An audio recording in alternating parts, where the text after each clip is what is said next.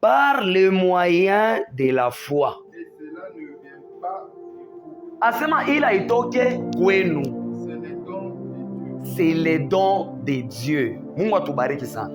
C'est-à-dire, pour que bantu baokolewe, ni Mungu anabafanya grâce. Et la grâce, selon un verset, banayi qualifié comme étant les dons de Dieu. C'est-à-dire, unaokolewa gratuitement. C'est ça la grâce. Mungu atubariki. Maintenant, les gens ne lisent pas bien ces versets-là. Quand on assomme bien les versets, on va comprendre que la grâce elle-même ne sauve pas. Bible nasema hivi, c'est par la grâce que vous êtes sauvés, mais au moyen de quoi? Au moyen de la foi. C'est-à-dire, la grâce c'est Jésus. Je voulais ma grâce, ma va comprendre. La grâce c'est Jésus. Jésus est là, c'est bien lui la grâce. Maintenant, pour que tu sois sauvé, les moyens que tu utilises ou les prix à payer, il est payé ou n'arrive pas, c'est ta foi. Amen. Hein? C'est-à-dire, tu payes les prix de la foi pour être sauvé. C'est-à-dire, tu t'engages à croire à Jésus et Jésus fait quoi? Anakoko asasa. Mungu atubariki sana. C'est-à-dire, kama mtu ashimanifeste imani na wokovu nayo haitengia. La grâce c'est Jésus. Bible nasema mu Jean chapitre 1 verset 16. Bible nasema Moïse est venu avec la loi, mais Jésus est venu avec la grâce et la vérité. Amen. Yesu alikuja na neema. Na Yesu mwenyewe ndio neema. Neema ni nini? Neema c'est la puissance de Dieu pour le salut de quiconque croit. C'est ça la grâce. C'est-à-dire grâce iko na capacité ya kuokoa. Mais iko na okoa nani? Ayokoe n'importe qui. Iko na okoa ni ule mtu anaamini ndani ya grâce. C'est-à-dire la grâce sauve simplement ceux-là qui croient. C'est pourquoi tu as remarqué que Yesu anaita akisema mimi ndio neema. Alianzia kushuka mbele ni Muisraeli. Utakomprendre que Yesu neema wakati anakuwa Muisraeli. Jean chapitre 1 verset 11 nasema nini? Il est venu chez les siens et les siens ne l'ont point reçu. Vile Israël a rejeté, frère. Pourquoi la grâce n'a pas sauvé Israël? Bible nasema jusqu'à maintenant. Romains chapitre 11. Il a confirmé que jusqu'à maintenant, Israël mujima iko mu aveuglement parce que Israël alibaki accroché ku loi de Moïse. Maintenant, comme avant tout, nous sommes sauvés par la grâce simplement. Ils oublient que le prix à payer, c'était la foi. Et c'est comme ça que, quand on a perdu imani, on a perdu aussi au corps. C'est-à-dire, la foi te donne le salut, ou bien te fait entrer dans la grâce, mais pour demeurer dans la grâce, tu dois demeurer aussi dans la foi. Mungu tubariki sana. Soma Luc chapitre 18. Shika question à Yesu Kristo. Luc 18. Hapa ni Yesu mwenye neema. Acha kuokoa ba disciples. Luc 18 verset 8. Acha kuokoa ba disciples. Shika vile qu'on a posé question. Je vous l'ai dit. Il leur fera promptement justice. Mais quand le Fils de l'homme viendra, est-ce que atakuta tena imani pa dunia? Amen. Hein? Unasikia question hein? Yesu ashijipose question ya kusema est-ce que pale mitarudia takuta bantu bashakuyenga, takuta bantu beko na nyotoka, mais Yesu on a d'inquiété par rapport à la foi qui a été manifestée dans les disciples. Apa Yesu on a sema njoo na ba disciples bali balikuwa shakumwamini. C'est-à-dire, vous avez remarqué que, mon Luc chapitre 18, Yesu alikuwa déjà kumwisho ya parcours yake terrestre. Avant rudie kumbingu, Yesu anakuwa na mainquiétude. Anasema, est-ce que le jour où moi je viendrai, nitakuta imani tena pa dunia? En d'autres termes, imani ya bantu itakuwa menacée. Kama Yesu anaanza kujipose question ya kusema est-ce que mitakuta tena imani? Or Yesu kama shikute imani na bantu bana na imani abasa okolewa.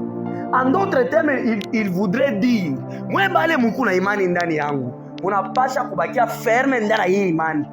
Juu kama unapotesha imani, utapotesha wokovu. C'est-à-dire kile kinachungaka salut, c'est la foi. Kama unapotesha imani, unapotesha wokovu yako. C'est-à-dire utanule uaminifu wako parce que unanule imani. Hébreux 11 verset 6 jusqu'à la Bible inasema tena. Hébreux chapitre 11.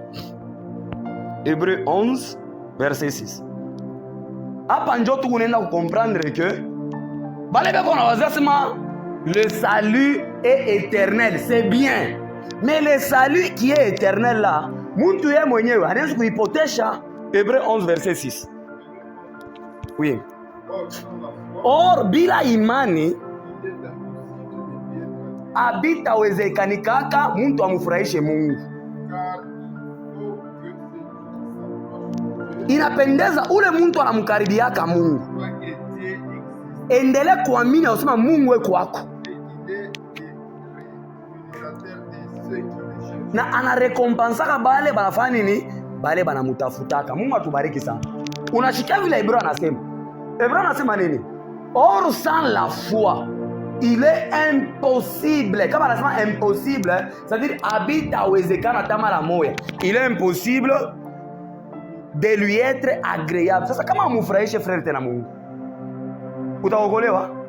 C'est comme ça que nous disons que kama una diminué muimani, uyeke okovu yako inakuwa mu danger. Beaucoup de gens batabakiana simplement na ile kavumu tu ya mingu mkristo mingu mwaminifu. Mais quand on regarde dans les gens, kama tunaangalia ndani ya bantu, en réalité la foi n'existe plus mu bantu. Je vous dis avec sincérité frère, dunia yetu ya leo, des milliers de gens vont se perdre. Parce que bantu beko na manifester que beko na imani, mais en réalité ils n'ont plus la foi. Parce que si nous voulons regarder par rapport à la foi, 2 Timothée chapitre 4. Je vais la Bible qu'on a sema 2 Timothée 4 à partir de là.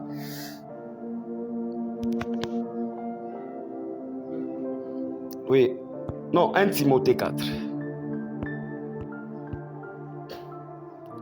1 Timothée 4 verset 1. Oui, 1 Timothée 4 verset 1. Mais l'esprit dit expressément Roho ya Mungu inasema wajiwaji dans les derniers temps, mu wakati ya mwisho quelques-uns abandonneront la foi kuko bantu batafanya nini? Batacha imani, pour s'attacher à des esprits séducteurs batenda kuungana na maroho ya mudanganifu ya kulandana. et à des doctrines des démons. Batenda kuriachiria mu madini ya ngiza. Mungu atubariki sana. Par rapport à ces versets, tu vas comprendre Paul a écoage, n'est-ce pas? Paul en a dit hivi. L'esprit dit expressement que dans le dernier temps, quelques-uns feront quoi? Abandonneront la. Vous comprendre? Il dit quelques-uns abandonneront la foi. C'est-à-dire, comment on a dit quelques-uns abandonneront la foi? C'est-à-dire, ils avaient la foi. Par contre, on a imani. Mais la Bible a dit batafanya nini? Batayacha. Na angarana mnakani banayacha. Beko nacha imani, mais abawazia sana bashakwacha imani. Banacha imani, Bible inasema ils abandonneront la foi pour s'attacher à des esprits séducteurs et à des doctrines des démons. C'est-à-dire quoi? Kuacha kwa imani huku Bible inasema ni muntu anatoka mu vrai evangile, mafundisho ya vya kweli. Parce que ile mafundisho ya vya kweli pour yeye iko tu sana mafundisho moya ya zamani. Iko sana mafundisho moya iko na mkondane. Iko sana mafundisho moya aimusaidie par rapport à vie terrestre. Maintenant, bantu banakuwa na besoin ya mafundisho moya iko na jadapter par rapport ya culture. Iko na jadapter par rapport ya maisha yabo. Mafundisho moya iko na jadapter par rapport à bile ko naishi. Unayua hii wakati tu ya mwisho. Bantu beko na besoin ya kama ningia mumisa, mumuhubiri pa ma realite ya bile ko naishi. Pa vie sociale, pa mambo ya kazi, pa mambo ya mariage. Utaremarke makanisa ya mingi beko na wazazi beko na hubiri Bible, kumi beko na hubiri sociologie. La sociologie, c'est-à-dire quoi? Unahubiri vie sociale. Paka utapata makuta. Mungu atakufungua milango. Mungu atakufanyia hivi na hivi. Ile haina évangile. Parce que l'évangile c'est quoi? L'évangile c'est le message qui doit sauver quelqu'un. Alléluia. Maintenant Bible nasema nini? Bantu batacha imani, banenda kuambatana na maesprit séducteur. Esprit séducteur c'est-à-dire quoi? Hii esprit séducteur inasema ni mampepo bien mademo. Ni bantu batumishi bale beko na ubiri juu ya kutongoza. Séduire ni kuangusha bantu. Una comprendre? C'est-à-dire batenda kujatashe ku bale batumishi beko na ubiri bya butamu. Ndio 2 Timothée chapitre 4. 2 Timothée 4. Uta comprendre kuacha imani ni nini? 2 Timothée 4. Verset 3.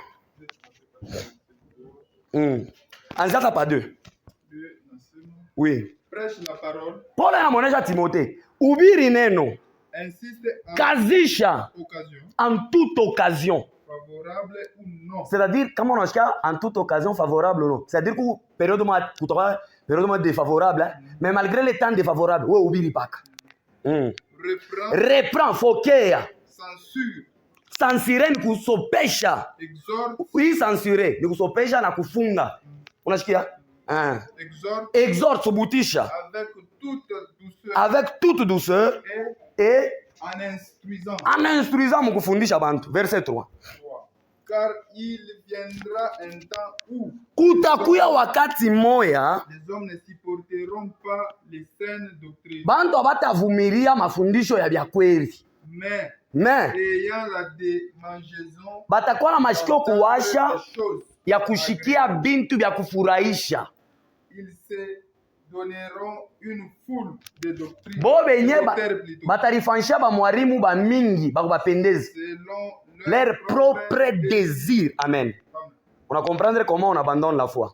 C'est-à-dire abandonner la foi selon cette écriture, c'est abandonner la parole de Dieu, c'est abandonner la saine doctrine.